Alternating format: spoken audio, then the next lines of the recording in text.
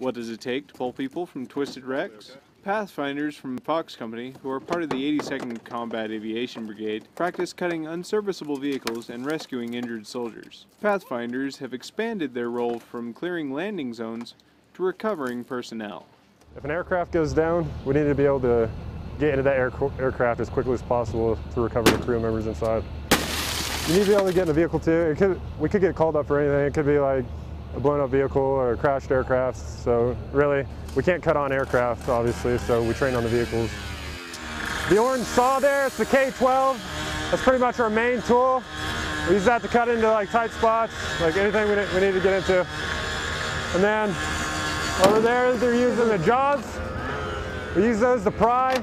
Like if we need to get like a wedge or something, we pry them in there. You can use them to spread out the metal, or you can even use them to cut. And then they're also using the Sawzall, which we use that to cut like thin metal or anything we can't get a K-12 into. With sparks and twisted metal, rescuing trapped individuals comes with risks. Pathfinders must take care to prevent fires while extracting casualties. We've been in country, we actually had to cut on an aircraft.